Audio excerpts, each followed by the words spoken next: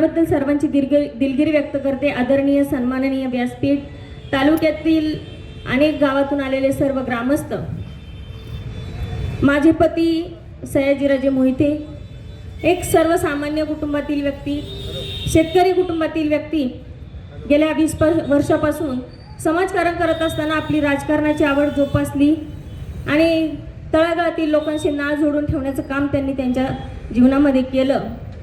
त्यांच्याच पावलावर पाऊल ठेवून मी 2018 साली सरपंच म्हणून शेलपिंपळगावचं लोकनियुक्त सरपंच म्हणून काम केलं।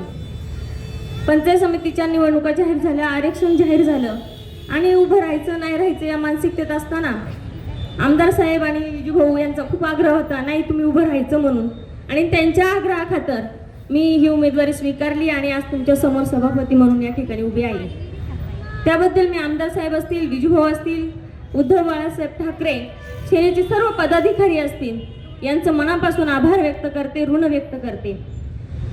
प्रत्येकाला वाटतं आपल्याला प्रथम संधी पाहिजे आणि सर्वांनी एक जीवानी माझ्याबरोबर निवडून आलेल्या सर्व सहकाऱ्यांनी मला संधी दिली, त्याबद्दल मी माझ्यासोबत असलेल्या सर्व सहकाऱ्यांचे देखील आभार व्यक्त करते।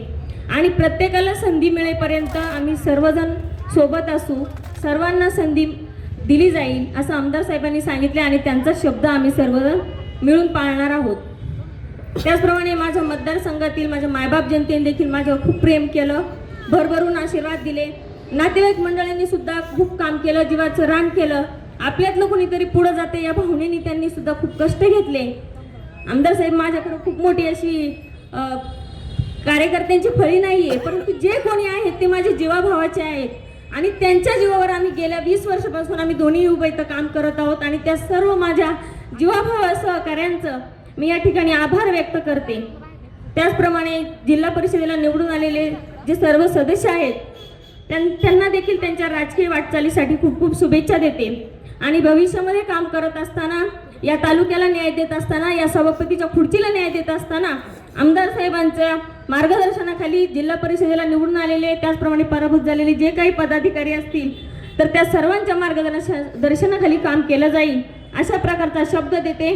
आणि या ठिकाणी माझ्यासोबत निवडून आलेल्या सर्व जे संचालक आहेत, त्याचप्रमाणे उपसभापती असलेले मंगेश भाऊ सावंत असतील, यांना देखील त्यांच्या पुढे राजकीय वाटचालीसाठी खूप खूप शुभेच्छा देते आणि या ठिकाणी थांबते। धन्यवाद। हा बहुमान उपसभापती म्हणून मला जो मिळाला आहे त्यामध्ये प्रामुख्याने मी मनापासून आभार व्यक्त करतो खेड तालुक्याचे आमदार आदरणीय बाबासाहेब काळे आणि शिवसेना उद्धव बाळासाहेब ठाकरे पक्षाचं, की ज्यांनी मला पंचायत समिती सदस्य म्हणून आपल्या पक्षाची उमेदवारी दिली।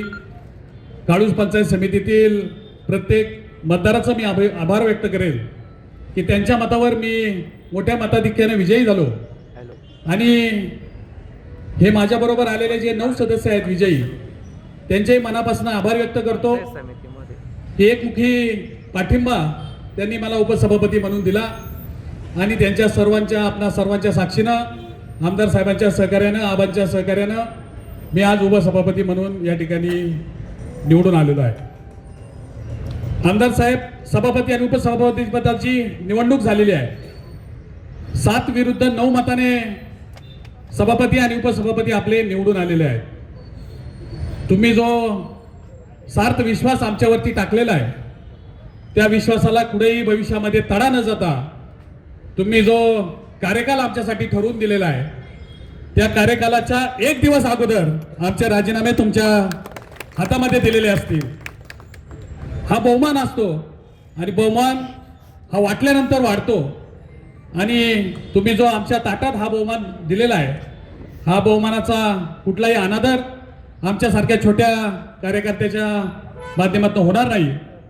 मी तालुक्यातील सर्व नेत्यांचा मनापासून आभार व्यक्त करतो की माझ्यासारख्या सर्वसामान्य शेतकरी कुटुंबातील एक 20 वर्ष राजकारण असो, समाजकारण असो, धडपडणारा कार्यकर्त्याला तुम्ही आज या पदावरती संधी दिलेली आहे।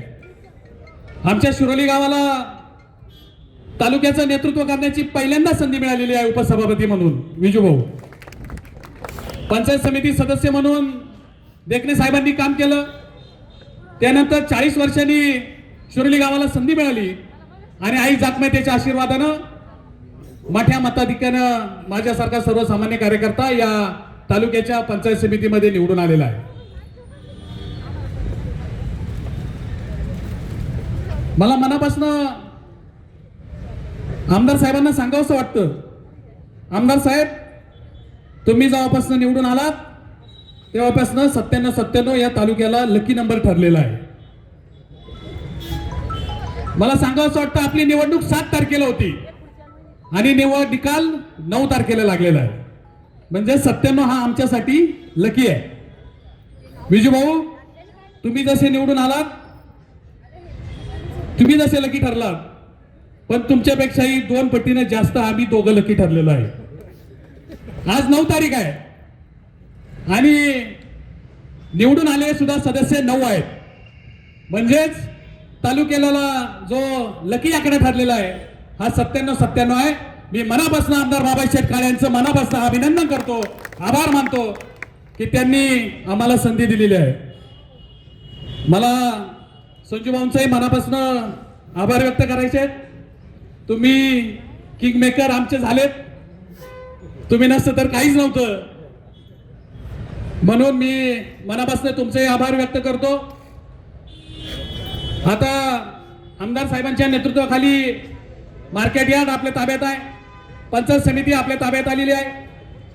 विजू भाऊ शेतकऱ्यांची प्रश्न आता तुमच्या दारात आहेत, ग्राम विकासाचे प्रश्न विद्याताईंच्या दारात आहेत.